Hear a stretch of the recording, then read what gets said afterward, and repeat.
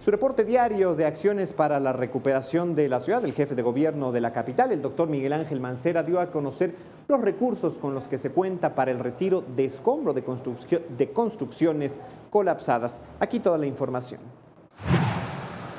Con una partida especial de 800 millones de pesos, el gobierno de la Ciudad de México fortalecerá los trabajos para el retiro de escombros y cascajo generados por los derrumbes y colapsos de inmuebles tras el sismo del pasado 19 de septiembre.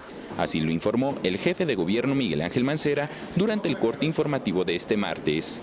Y la propuesta que hace la Secretaría de Hacienda es, ellos van a colocar 400 millones a la cuenta de la Ciudad de México y nosotros estaremos colocando otro tanto para poder llevar a cabo pues el ajuste de estas tareas que se vienen realizando ya de retiro de escombro, de retiro de cascajo.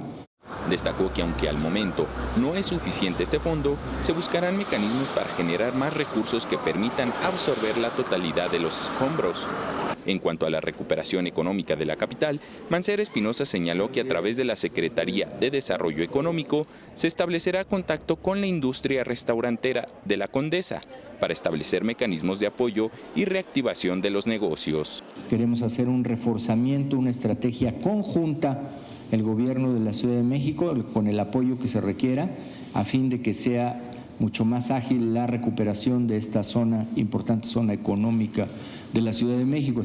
Y ante un mensaje que circula en redes sociales, el cual señala a los gobiernos federal y local de no informar y aplicar supuestos donativos internacionales, el mandatario alertó a la ciudadanía sobre la falsedad del contenido y reiteró que la administración local no ha recibido donativo económico alguno.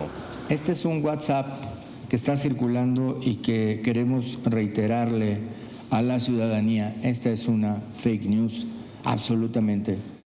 Enrique Muñiz, 21 Noticias.